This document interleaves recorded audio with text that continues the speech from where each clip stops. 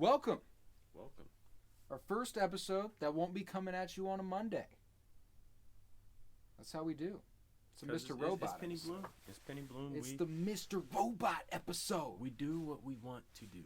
We do what we want and want what we do. Yes, indeedums. So, big television comeback this week. We got all the shows coming back. Yeah, all the shows.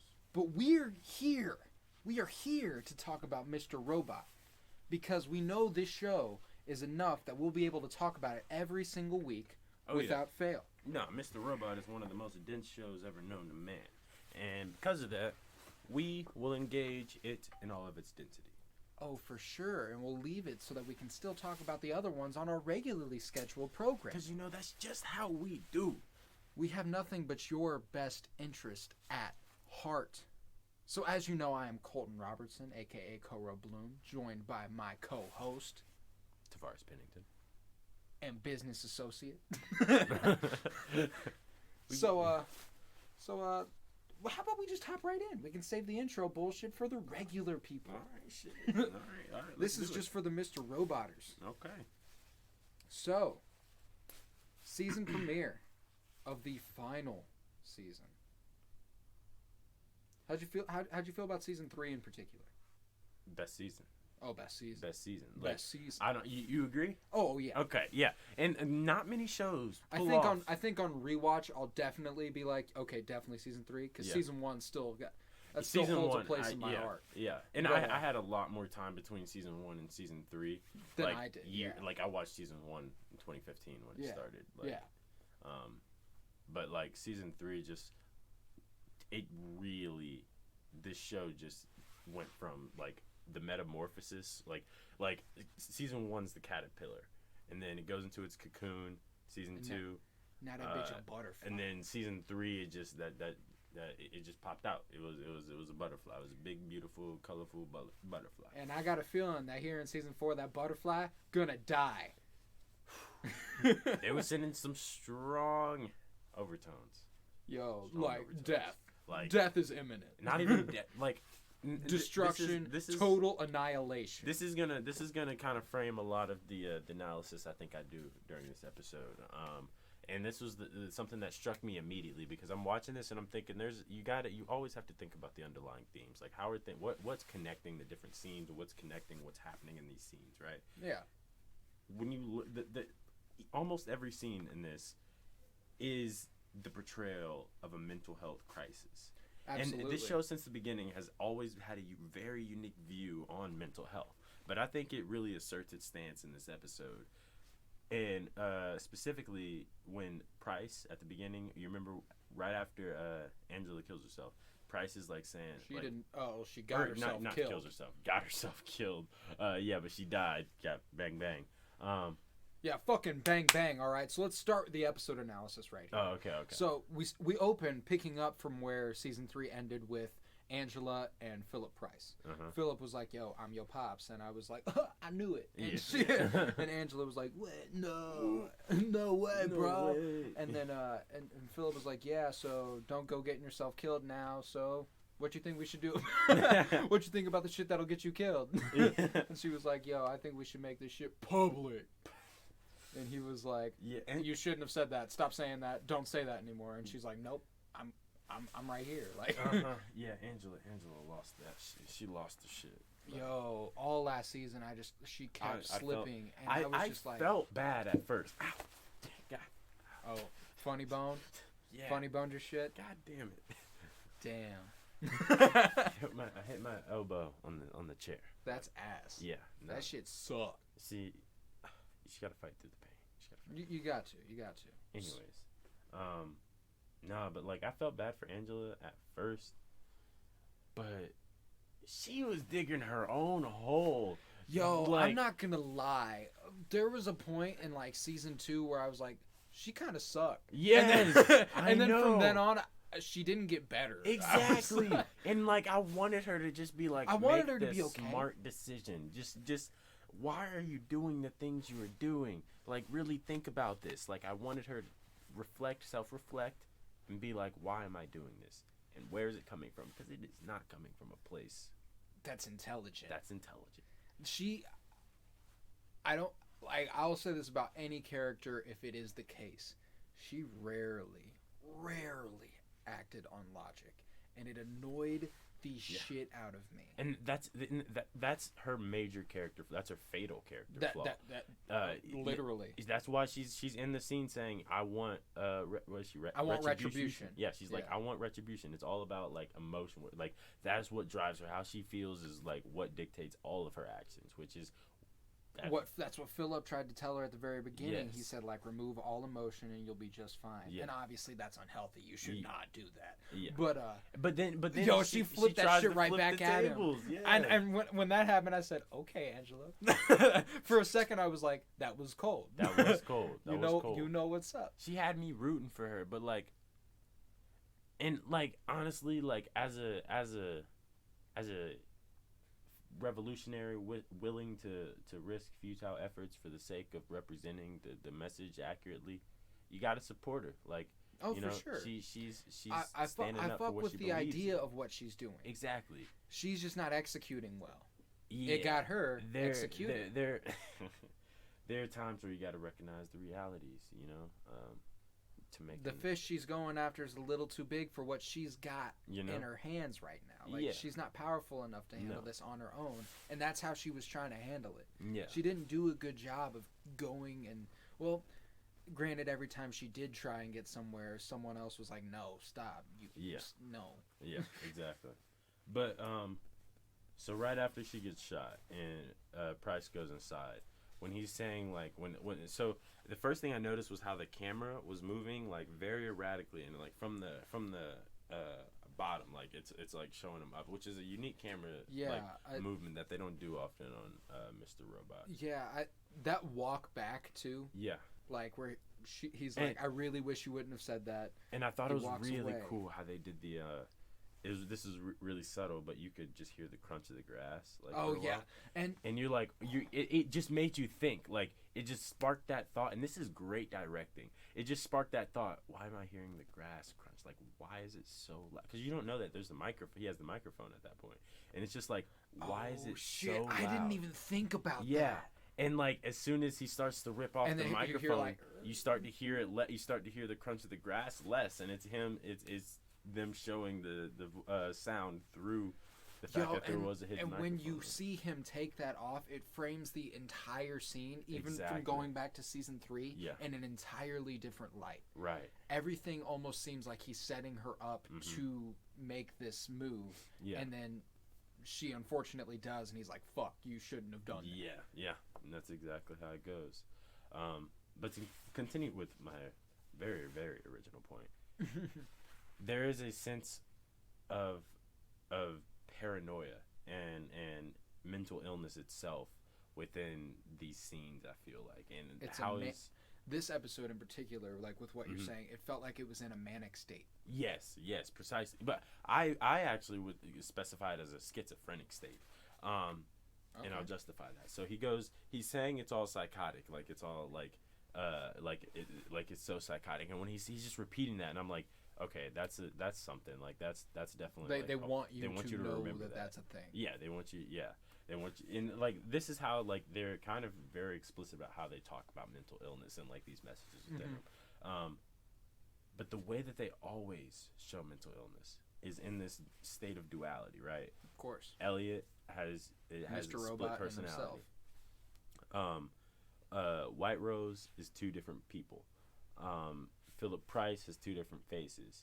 Like, I feel like each character, like Tyrell, has two very different personalities. Like, there's always a duality to each character, which represents kind of their fatal flaw, which is like I would say in Angela, it's probably this tending towards like emotion, but still being like fierce at the same time and like for confident. Sure. And they did the same thing with every single hacker. Yeah. Every hacker had their real name and they had their hacker exactly. Name. Yeah.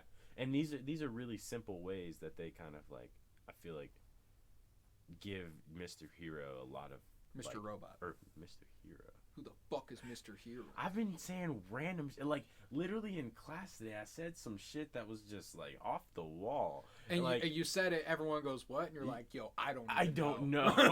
Yes, I don't know. I apologize. But like Mr. Robot gets a lot of its density from how like there are always dimensions to everything in the show. Every single thing.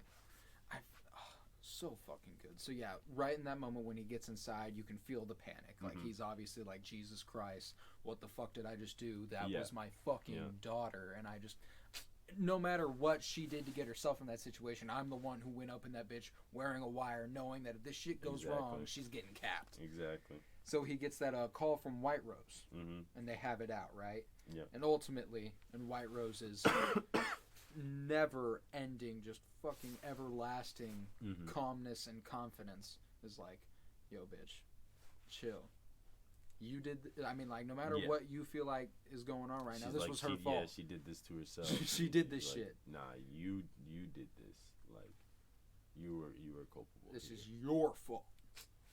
And or her fault rather. Her fault. And Philip, he breaks down crying. He's like, "Yo, that was my daughter. That was my daughter." And we're like, "We know, we know." And she dead now. And honestly, Price has always been a really interesting character for me because, as far gone as he has gotten and been, for as far gone as he has gotten and been, I still feel like there is the potential for him to kind of atone.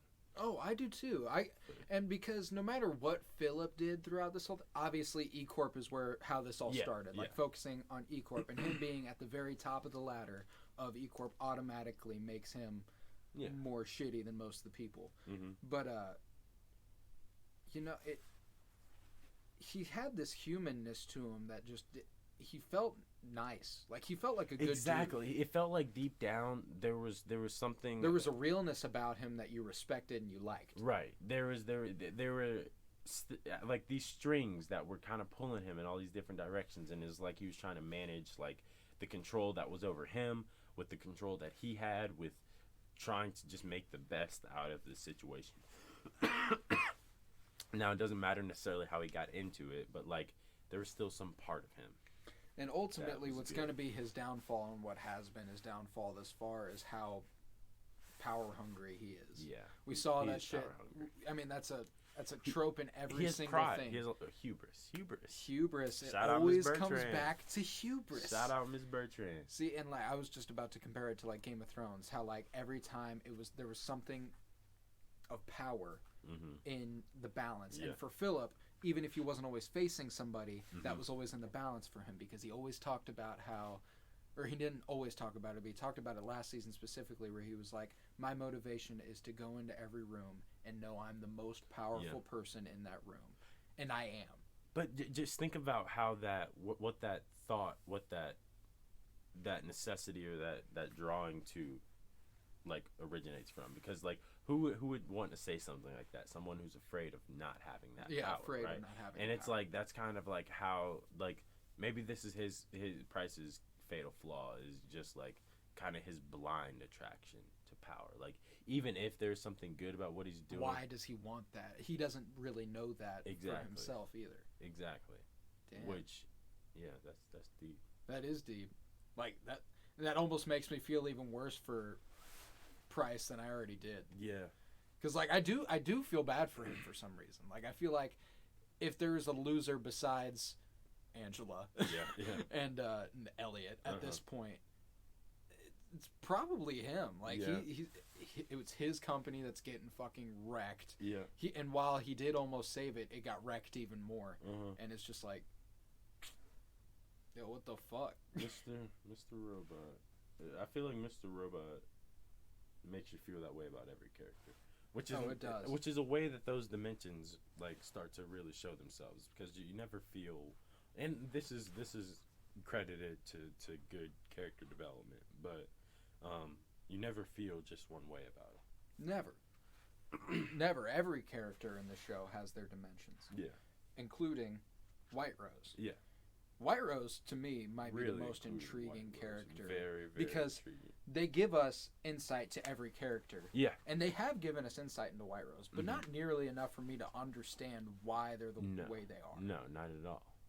And maybe that's something. Maybe there's something in that, like I don't know, that you can't really understand. Someone who doesn't really understand themselves. There you go again. Damn. And isn't that kind of the point of the duality between the two characters, between these, like the point of these fatal flaws is that these characters can't reconcile themselves with themselves, and that's what the ethic of the show is, right? Like basically, that's the split between Elliot and Mr. Robot, is like the inability to become compatible with the two sides of yourselves, the inability for the two sides to every understand part of yourself as they are. Yeah. So, as that call with White Rose ends, we cut to her discussing Elliot with her right-hand woman. Now it seems like. Yeah. Right? That yeah. She came out of nowhere, so she did. I'm assuming she'll become something because they don't really do that shit without a point. Yeah, exactly. But this new right-hand woman comes up and expresses her concern. She said, Mr. Alderson is whom they shouldn't trust. But White Rose assures her that as soon as the job is done, that boy gone. That boy gone. He dead. As the scene closes, she thinks to herself, and she says out loud, I hope you enjoy your last Christmas, my dear Elliot. And immediately we get that first hint. Elliot gonna die. Yeah. Then we get the beautiful title sequence. Beautiful. It was especially good. You could tell they were milking the whole "this is our last premiere. Yeah. Let's give everyone their credit." Type thing. And so they showed just beautiful scenery of New York at Christmas time while playing a newer rendition of Little Drummer Boy that was almost haunting. It was like, to be honest, ever since Arrow, every version of Little Drummer Boy has been kind of haunting to me because that's how Felicity got smoked. Ooh. Wait, did you in Arrow? Yeah. Oh damn! Did you get my shit? Wait, did Felicity die? No, she ain't died, but she got shot. Damn.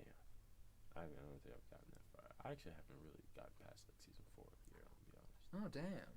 But yeah, the joke there was that Felicity got smoked. Her name is Felicity Smoke. Oh, I didn't even pick up on that. Damn. Oh, okay, damn. Okay. All right. But yeah, so Little Drummer Boy was playing, and that shit's haunting. But as that comes to a close, we open on an office Christmas party at a Lomax and Looney Law. This shit is popping off. Lomax gets a package in a delivery where he finds a hard drive. When he plugs it into his office computer, he sees that it is a recorded video chat of himself masturbating as an extremely young girl is telling him that she, quote, loves him, while also being very questioning and implying heavily that she is not comfortable. This show really hates people who they hate pedophiles. They hate pedophiles, which I support. Which 100%. I fuck with heavy. Like that. It's a rare. And I love how the first season and that's definitely a subtle. Oh yeah, that's definitely intentional. The very first thing he did in season 1 was take down a pedophile. Yeah. And the very first thing he's doing in season 4 is taking down a pedophile. And like Sam Esmail is someone who loves poetic justice, and I love poetic justice too. And just like beautiful. The way he writes is a way that if you really watch his shows, then you will like you can connect dots. Like you can find Easter eggs, you know. Like, absolutely. And I hadn't even thought about that till just now. Yeah, exactly. Like that's me either. I didn't. That's perfect. Yeah. But he gets a phone call, and we hear that sexy motherfucker, Mr. Robot, for the first time of the season. Oh yeah. How you doing, Freddy? Not too good? I get it. Jerking off to underage girls on video chats is one thing. When it's played back, though, kind of loses its magic. Mr. Robot assures Freddy that he isn't fucking around. When we find that it's Freddy's email inbox that Mr. Robot is after. Freddy whines about the client information that's in there, and we get a long silence. And we hear Mr. Robot say, sorry, I was taking a moment to see if I give a fuck. I don't. That was hilarious. Legend. And Mr. Robot gives him some instructions. And we learned that this is the first part of something much larger. I was getting the impression that it was just him going after a pedophile. And then he was like, all right, grab your shit. We're going somewhere. Yeah. And then we get a camera pan to right across the street where we see Mr. Robot. Mr. Robot himself. No Elliot, just Mr. Robot. Not yet. And I didn't realize why there wasn't an Elliot until we find out why there wasn't an Elliot. Yeah. But, so we get a camera pan to Mr. Robot, and then Freddy's walking through the bustling winter streets of New York to Grand Central Station in an anxiety-ridden daze. Dude is fucked up. He's like, Jesus Christ. And the dude's already drunk as fuck. We find out later he's been doing a lot of coke. Yeah. This dude he's panicking full on right now. Yeah. He hops into a taxi where we get a small view of a TV screen. This TV screen provided me with some information that I am appreciative for knowing. The 5'9" reversal led to massive gains in their economy, adding 400,000 jobs. And all the credit was owed to Tyrell Wellick and E-Corp. Tyrell Wellick. Publicly. Yo, I mean, Tyrell right now, his life's shitty. His life is very shitty. We'll get to it. Because he only had one little scene in this episode. Yeah, I know. And I think that was very intentional. Yeah, well, not just intentional, but telling. Yeah, and we'll get to that. But so yeah. And I actually noted this. The end of the news report with Tyrell Wellick's face showing in the corner after they're talking about E-Corp, the anchor goes, "Sometimes the good guys really do come out on top." And I just thought that was funny. Oh yeah. Because obviously they love guys. Playing with the media portrayals, like the way that Mr. Robot imposes the media is just kind of like to be there to be like, yeah, these is what these dumb fucks are saying right now. Yeah. Here's what's actually happening. Yeah, what's funny is like, just do. Oh, you know what? What's that? We've spent 2 weeks talking about one of the most important dualities on this show. The duality between what is real and what is not. This show just has layers. There's always another level to this shit, bro. Always.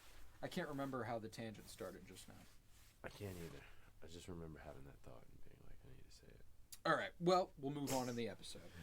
Freddy arrives at Grand Central Station and is given further instructions by Mr. Robot. And Mr. Robot notices that Lomax has been tailed. And says, "Don't worry, they just want to see who's meeting with you." Mm-hmm. It's him. And when Robot tells Freddy to stop bouncing around like a cokehead, Freddy admits that he'd done some cocaine. And yes, he is indeed a cokehead. Super coked up. Coke boy. Super coked. The coca. Cocaina.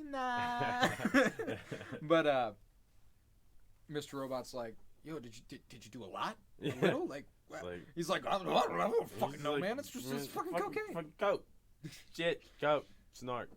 Oh, well, Robot tells Freddy he should buy a ticket home. Get the fuck out of there. Then he gives him instructions for like a longer route to his train. Tells him to dump some money in for a musician that's playing for a distraction for the dudes that are tailing him.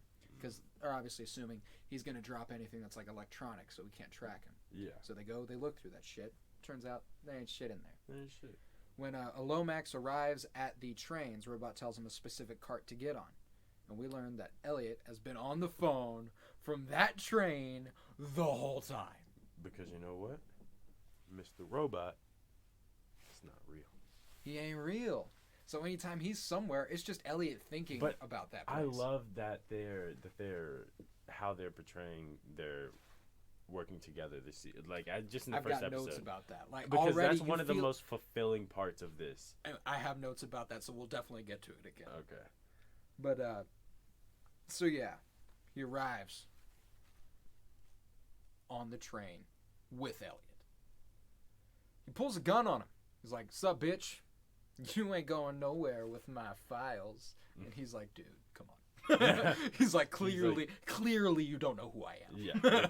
Like you're gonna shoot me here? Here? Yeah, you're gonna do that right now. He's like, "Dude, sit your bitch ass down, put the gun away." And Freddy's like, "Oh, I oughta." And he's like, "Shut the fuck up, dude. Seriously, sit down." Fuck you doing? He said, "Bro, your wife and your children will receive this video. Your children. That's fucking That cool. shit will scar them. That shit will scar them. 100%. He goes on to reveal that Lomax is actually the firm representing White Rose. At least, as they know him, Xi Zhang. Xi Zhang. This is interesting because I hadn't really thought about this part of it, but there have to be other people who are involved who don't really know they're involved. Yeah. And that's like fucking batshit. Yeah, right. It's just like everyday fucking people. This dude's just a small lawyer at some fucking firm. That's their greatest tool. So that's why we learn Dark Army is trailing.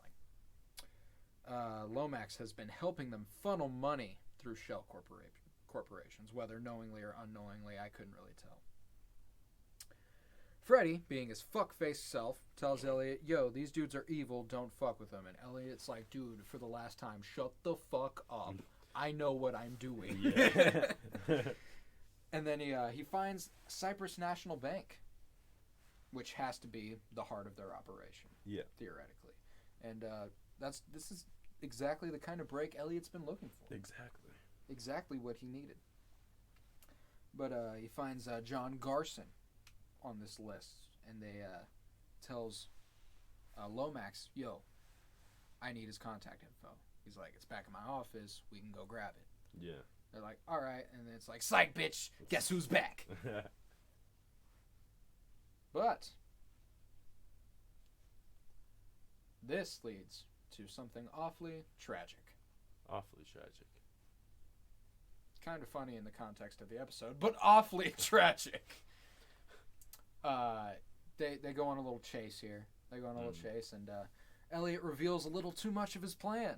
Yeah. And Lomax realizes, oh shit, I'm not really a part of this plan after a little bit. He doesn't give a fuck what happens to me.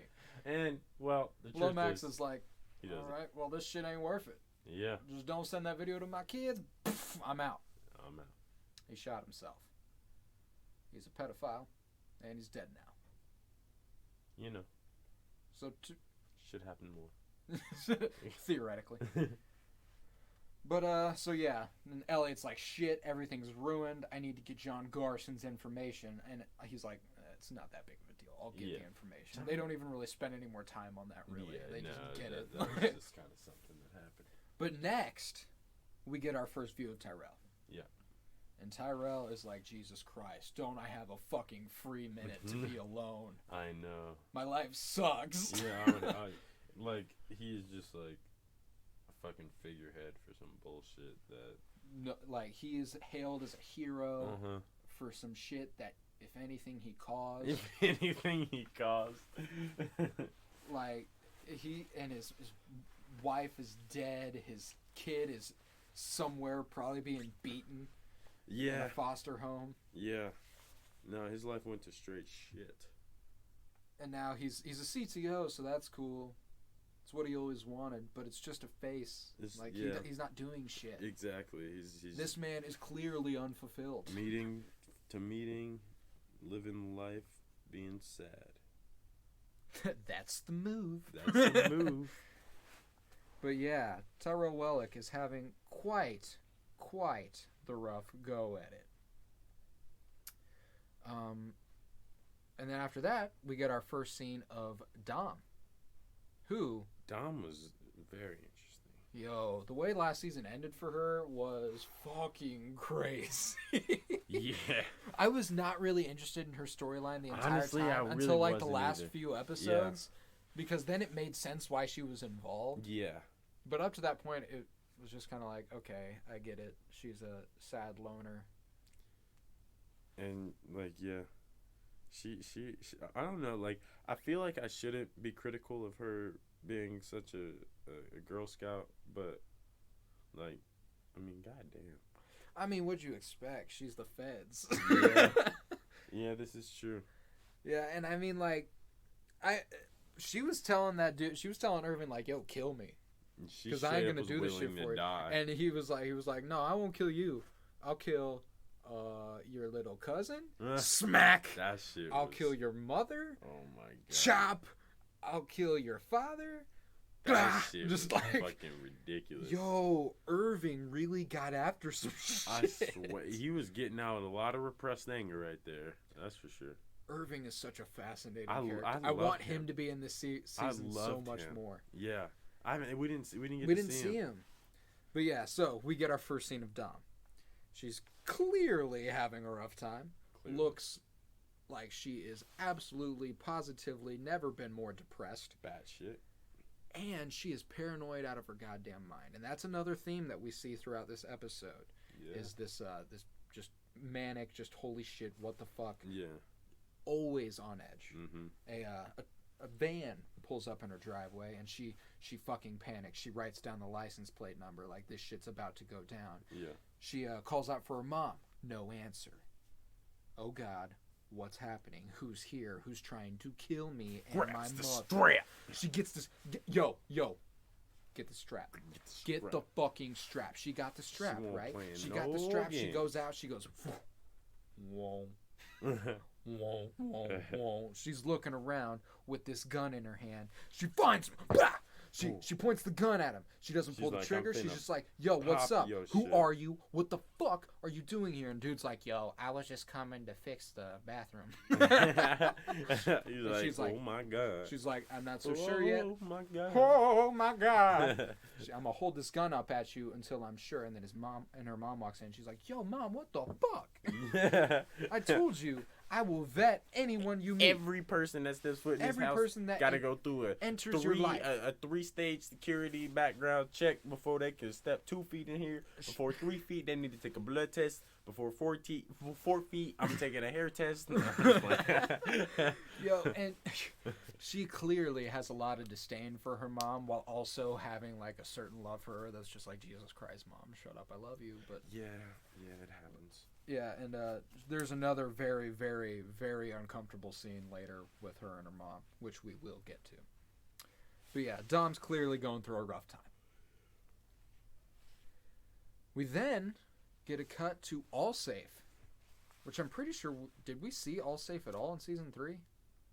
Or did we not see it any after Goddard died? Yeah, I mean, after Goddard died, I can't really... think of a reason we would have even gone there. And I feel like that was pretty early on when Goddard died. Yeah, it was the beginning of Season 2. Okay, yeah. So yeah, we hadn't seen Allsafe in a while. Yeah. And we find out this is where Elliot and Mr. Robot, or, the one of them, is operating out of. Robot notes that John Garson posts every shit he takes. And says that, I know we have our issues, but it's these people that are the real psychos. I mean, how proud of your life can you be?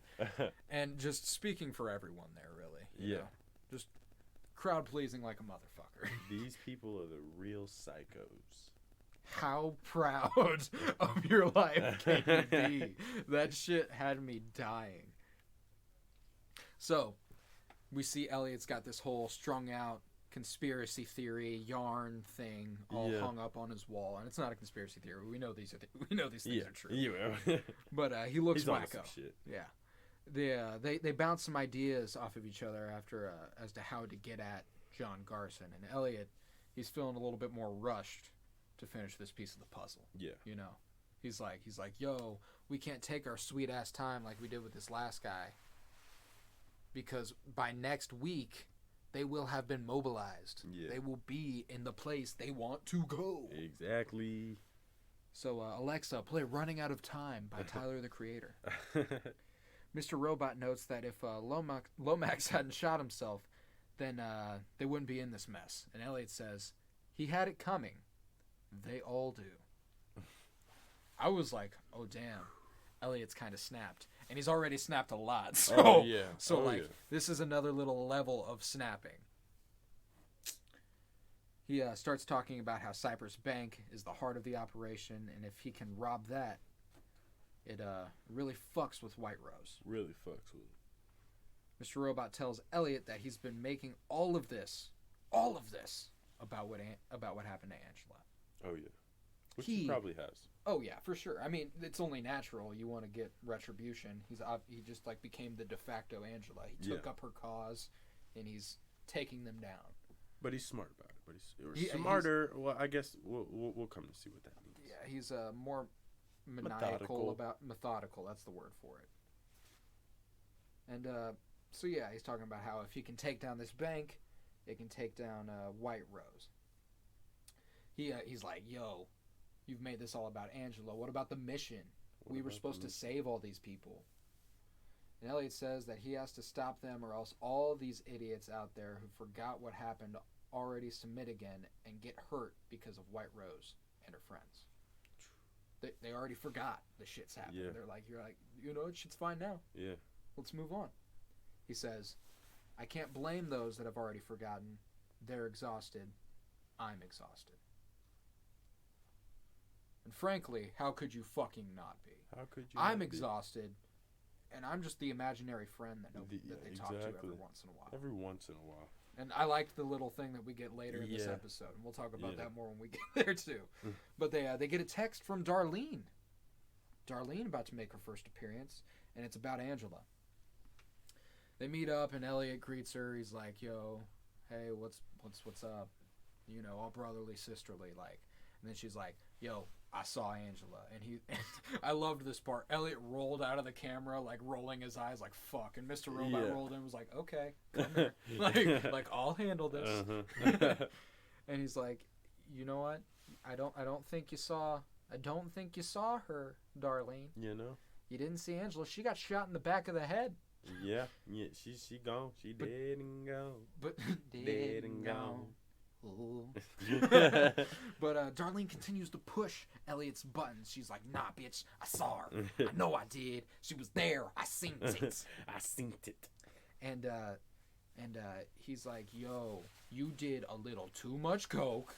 You high and saw something that wasn't there. You need to calm down. Angela's dead, you understand," he says. "She's fucking dead.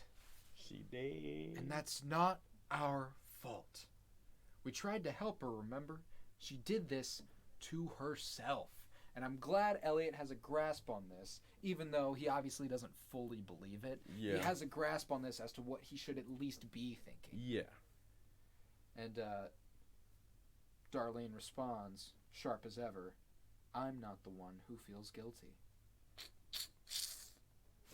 And she's not. Obviously, Elliot has made this his mission because he feels bad, because if he'd been there to help Angela a little more, then maybe this wouldn't be happening. Maybe she wouldn't be dead. Maybe not. That sort of shits. When Darlene leaves, we get a shot of Mr. Robot and Elliot alone in his apartment. And he goes, "Why didn't you just show her the photo we have of Angela with her brains everywhere?" And he's like, "Really?" Tell me what good that does. Might have come on a bit strong then. Yeah, he's like, I'm sorry, but that shit ain't gonna fly. Not today. Not today. He's like, that shit would ruin her. Yeah.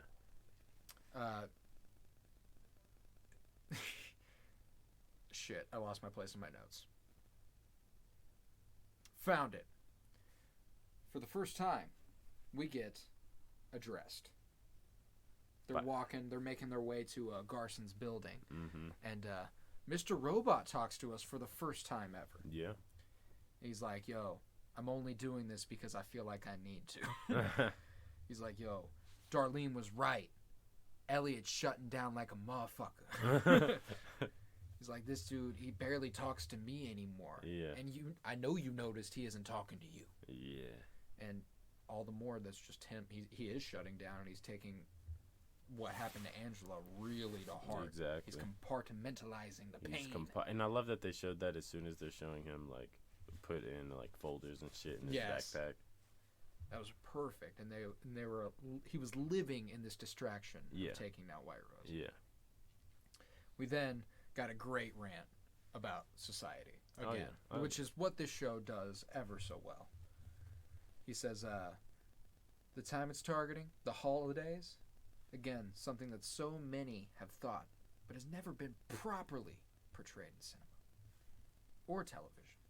He's like, this shit, what it do? What it do, though? He's like, it just create division. Yeah. Greed. Yeah. Corporations. Yeah.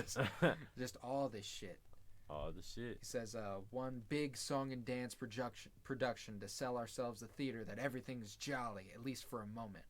But then when it's all over, Santa goes back to his shitty day job. The trees get disassembled and thrown into a closet. The music's faded away. What then? And you think about it, and you're like, isn't that what every holiday is? That's what you would think. Like, basically, it's just a time, and that's like, and I don't think that's a bad thing necessarily. That's just a thing. Yeah. It's whether you like it or not, people who celebrate Thanksgiving are celebrating something pretty horrible, but they've made it about something else completely by now. Exactly. There are people who celebrate Christmas who couldn't give a shit less about Jesus Christ's birthday. Right. Right? But like, these are times where they can get together. Yeah. They can do their thing. They can do it. They can have, family time. So I don't think it's a bad thing that that society uses these holidays as a distraction. Sometimes you need a fucking distraction. Sometimes you need a distraction, but it's only because we've made a world that like we can't even like exist in ourselves without driving ourselves crazy. And that is true. That's absolutely true. Ultimately, it's our fault that these things are celebrated the way they are, the way that corporations feed on the money that is given at Valentine's Day. The fuck is Valentine's Day for? Fuck that holiday. It's pointless. Yeah. It's just, take my money. Okay. Yeah. I'll take your money. But yeah, holidays. What the fuck? He tells Elliot he tells us that Elliot needs us more than ever. At some point, Robot goes, as they're entering this giant building where Garson lives, Robot goes, God is in mirror. Is this the quietest building in New York City? And I was in that moment, I felt like this dynamic is just so much more different than it has been. Yeah. Like lately, and there was purpose to that, as Mr. Robot just mentioned. They have literally been talking less. So Mr. Robot fills holes with conversation, and if you pick up on that throughout this episode, you'll find that Mr. Robot starts a lot more conversations than Elliot does. Yeah, no, he does. He's kind of done that throughout the show. Yeah. Mr. Robot's always been the one who's kind of confronted Elliot rather than Elliot confronting Mr. Robot. Yeah. When they begin to search through Garson's apartment, they realize everything's unused and they were locked in. Elliot finds a book called No Exit and realizes that there is no John Garson. It was a distress signal that the Dark Army placed for Freddie Lomax, and the apartment was a honeypot. Got caught up.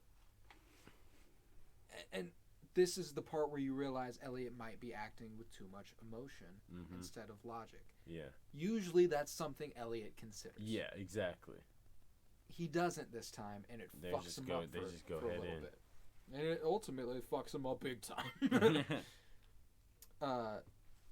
Soon after, Elliot is dragged away by two men in suits. And we get to see the encounter through the security camera footage, which I thought was kind of cool. Yeah. And he got. They took him from the place. Got. He got. As they were playing, don't worry. Yeah, don't worry. Boom, boom, boom, boom. Be happy. Don't worry. Be happy now. But yeah. So then we get to this extremely awkward dinner scene with Dom, her mom, and some woman. Yeah. Who Dom's mom has assumed is lesbian. Yeah. For whatever reason. Yeah. When Dom's mom meets this woman, she goes, you know what? If you're a lesbian, you'd be a good fit for my daughter for some reason. So she starts to play matchmaker. And that goes about as well as you'd expect. The woman who Dom has been set up with, quote-unquote, Jonas, is a taxidermist who keeps stuffed animals in their car, and not the cute kind. Not the cute kind. Super dead animals. Very dead animals.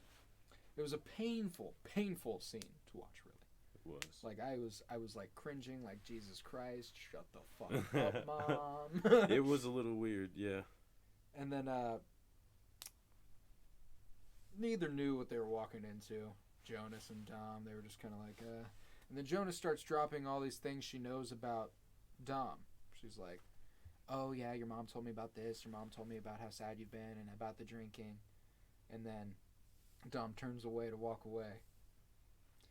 And she says, you'll need your energy in the morning for Santiago case tomorrow.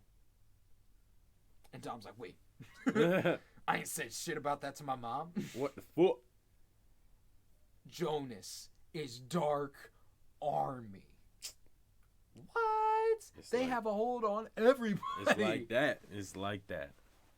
Bitch said, if you don't go to work, I'ma cut your mom. She said, shh.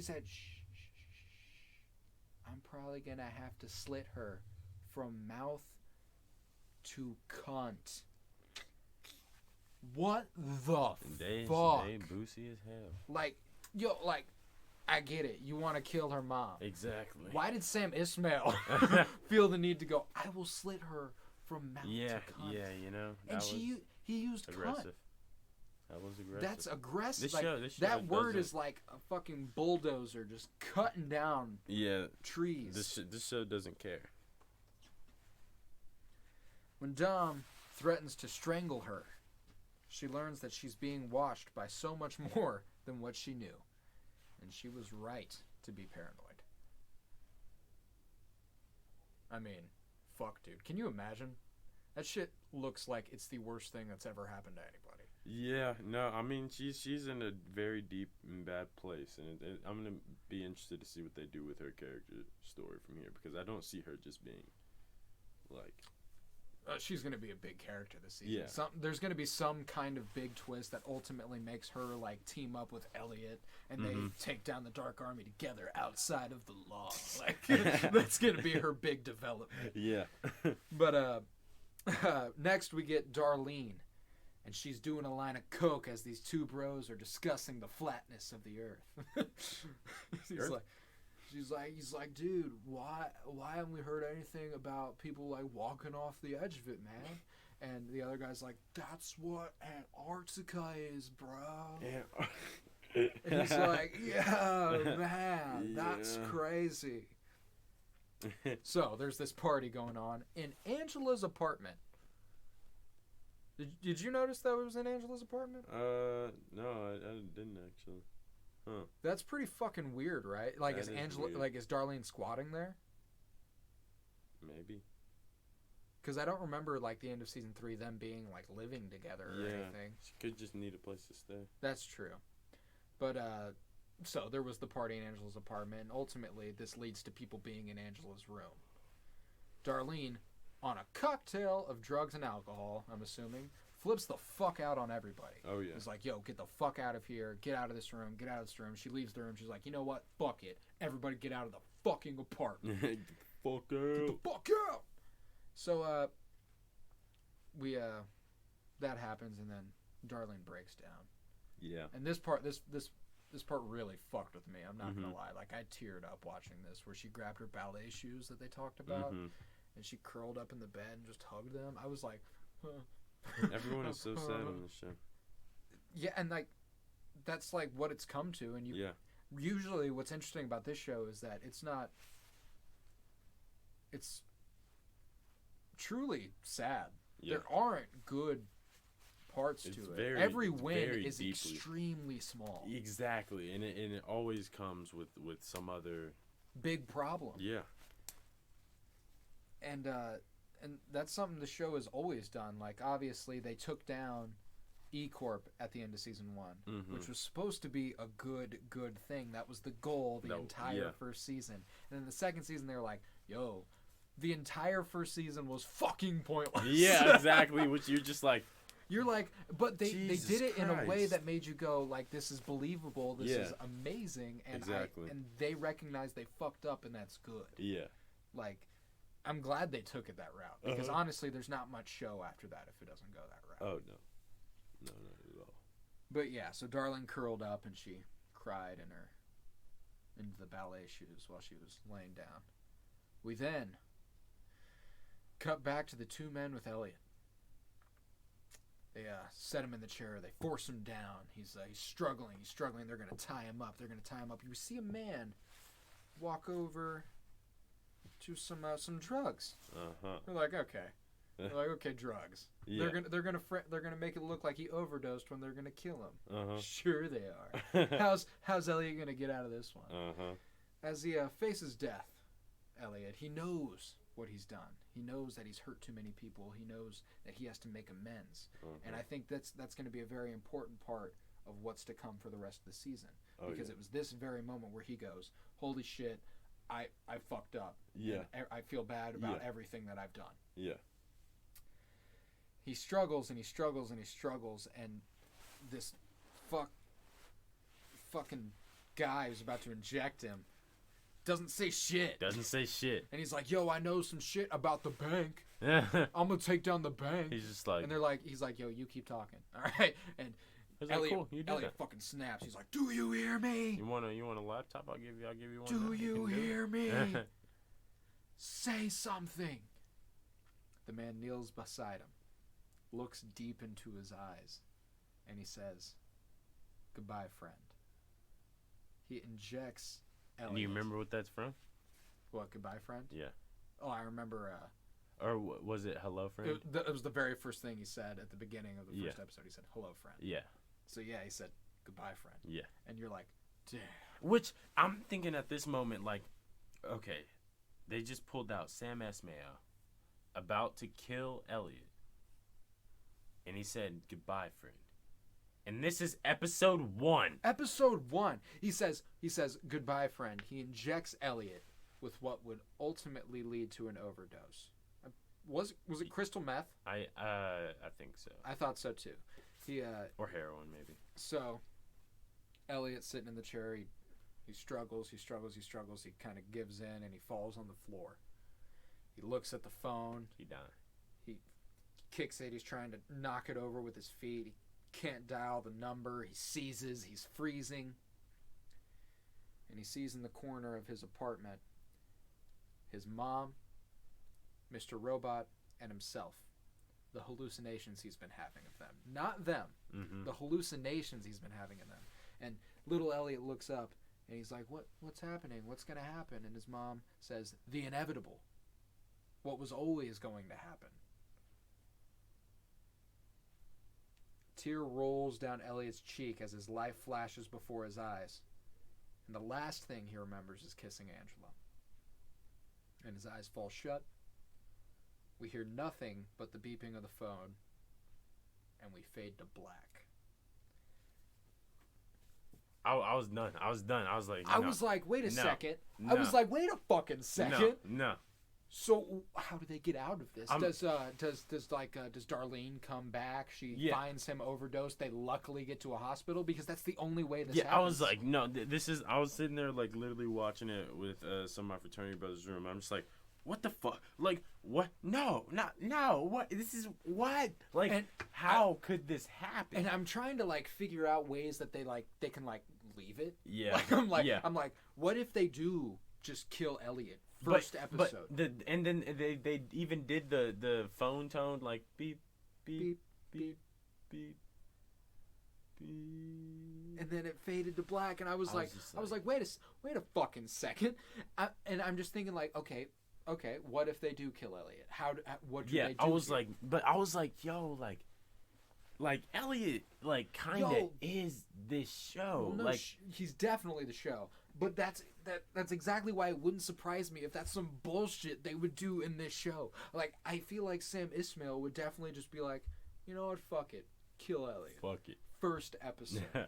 And, like, somehow, you know that I even have faith. I have faith that even if Elliot is super duper dead, like definitely dead, this last season still manages to fucking blow us away. Oh, yeah, no.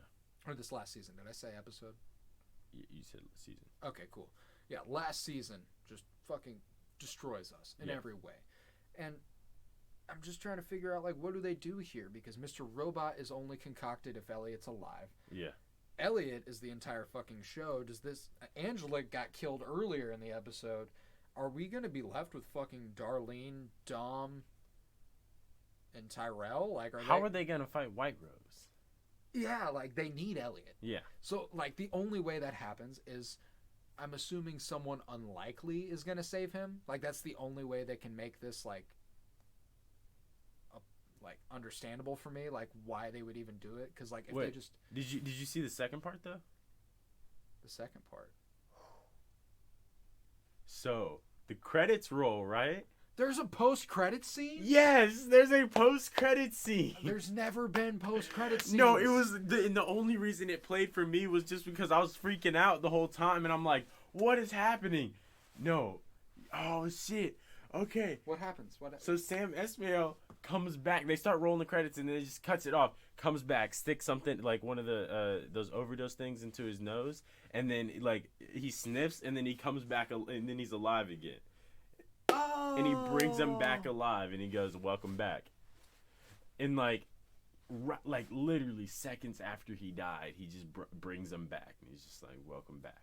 Do you think that is purposeful just for the context of the show?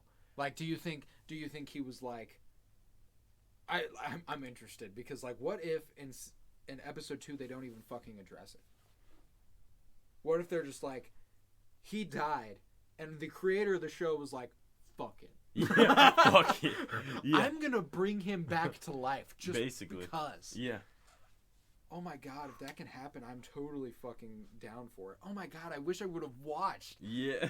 I even thought like there wouldn't be a post-credit scene. Yeah. Like I remember, because I think that at the end of every single movie now, I always like do that little fast forward thing where I can see the little box. Robot though.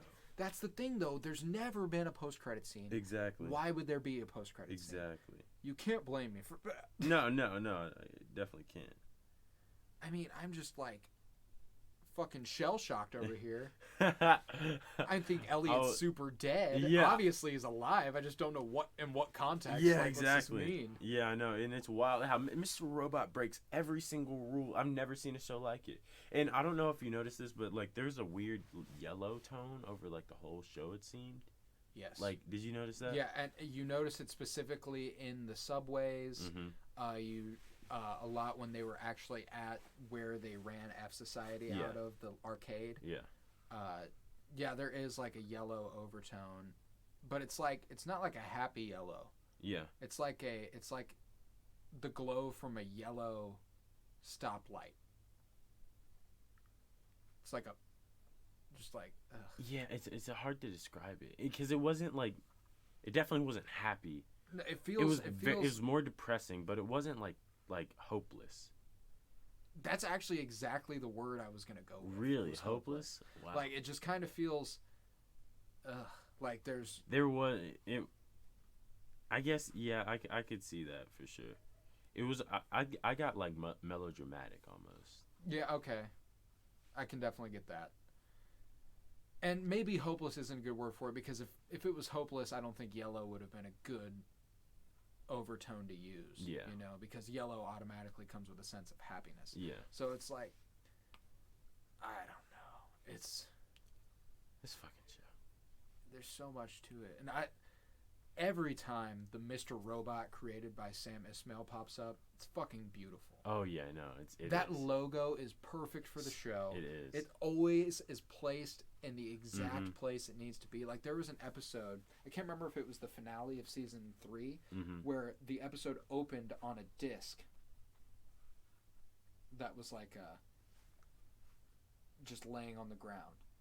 And the episode closed with him picking up the disc and using it for something that was extremely important. I remember that episode. And I was like, wait, yeah. what the what the they really go full circle with these things. And yeah, because that's what the Mr. Robot sign popped up on, was just a disc, and you didn't mean anything. Just like, and then later in the episode, he picks it up and uses it because it's important. You're like, wait. That's how Sam Esmail does it. It's just so brilliant. It is. There's no other way to put it. The man's, I'm very. This is a marvel. Oh yeah. In television creation. Oh yeah. Like I'm glad you're finally able to see that. Oh, I'm I'm disappointed I didn't hop on sooner.